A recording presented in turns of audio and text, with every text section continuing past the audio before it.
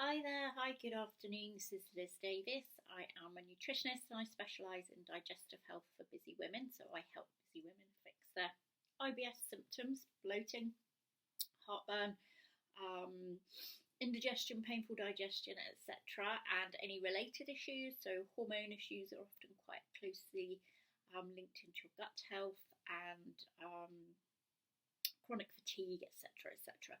And I do this with state of the art testing and dietary upgrades and supplements, etc., to really help to bring things back into balance nicely for you. So I was going to touch today on a technique called time restricted eating. You may have tried it already, because often it's not so much what you're eating, it's how you're eating. So the whole mindset around eating and our eating habits and things like that, which are causing our problems, or a large portion of our problems anyway, rather than actually the food that we're eating or not eating. So when we talk about time restricted eating, for example, which is kind of like a form of less severe fasting, if you like. So as whereas previously we would have thought of fasting as maybe going for a day, maybe 2 days without eating, or some kind of extreme people would be taking it even longer than that. So you can still get the benefits though from restricting your eating for much shorter periods of time, for example, overnight, etc. Because if you think about it, it's only been recently that we've actually had access to food around the clock like we do now. In the past, our ancestors would have had to have gone for long periods of time without eating.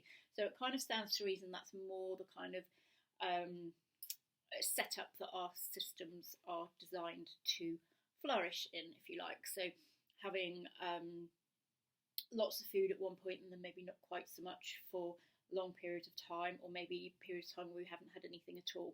So it's more that kind of erratic nature of things that our digestive system is going to be designed to function well in. So considering all this then, it's definitely perhaps not going to be best for us to be constantly grazing and snacking all day long. So for a start, our internal cleansing system, so our migrating motor complex, which is our internal spring cleaning system, only kicks in after we haven't eaten anything for 90 minutes. So if you can have nice long gaps between your meals for a start, at least 3, 4, 5 hours, that's going to give your gut a nice chance to kick in and start cleansing itself properly.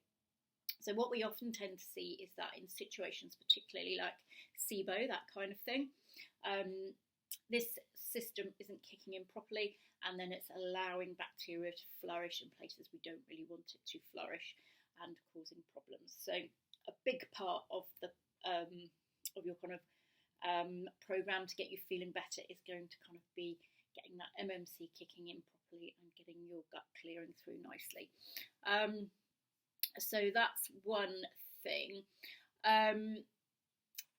It's also important to bear in mind that stress can also be a big factor in any kind of digestive issue. So the last thing we want to be encouraging is anybody getting stressed or feeling under pressure or not being able to eat when they're hungry, that kind of thing. If you're hungry, you absolutely must eat, because if you don't, then your system is going to get stressed, it's not going to like it, and your gut is going to take a hit there, definitely. So if you are someone who finds they flourish a bit, or they function a bit better from eating small, frequent meals, then absolutely just stick to doing that. And then you can kind of start to work on this maybe a bit further down your program.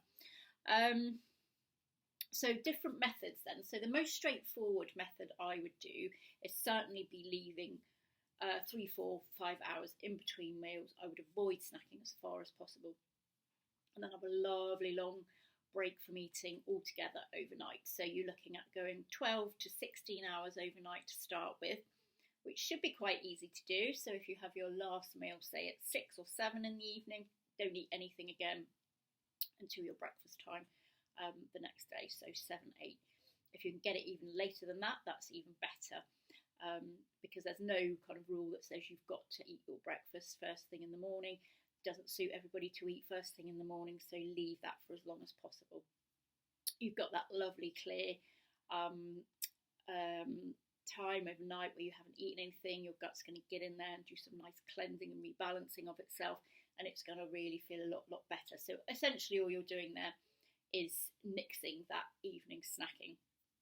You might find it a bit more difficult to do that, over the weekend. So if you aim to do, say, most of the week with that nice clear period without eating, but then if you want to go out the weekend and probably be eating later or out for drinks and snacks, etc., that's fine, as long as you're doing it most of the time. So it's not supposed to be, torturous or anything like that.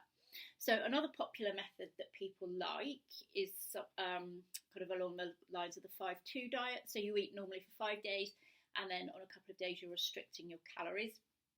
Sometimes people find that restricting the calories days, that can be quite hard to keep track of. So the actual time restricted eating method tends to be a little bit easier, but if that suits you better, then you can absolutely do that one. It's all kind of going to be about experimentation and finding out what works for you.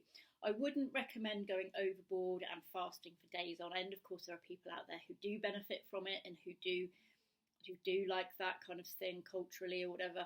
But for most people, I would say that's going to be too much of a stress on your system. So just kind of keep to your eating windows. Another thing you can do actually is have, say, a 9-hour eating window each day. So you maybe start eating at 11 o'clock in the morning, and then you have a time that you finish eating, and that's kind of the window that you stick to. So you're still getting that lovely clear amount of time without any food going into your system. So there's a few points you might want to consider. Don't do time restrictive eating if you know that you're just going to then binge afterwards, because that's going to have a really, a detrimental effect on your digestive system and overload it. So that's not what we want. So if you know you're going to do that, then just avoid it altogether. If you're hungry while you're fasting or time restricted eating, then absolutely have something to eat if you're genuinely very hungry.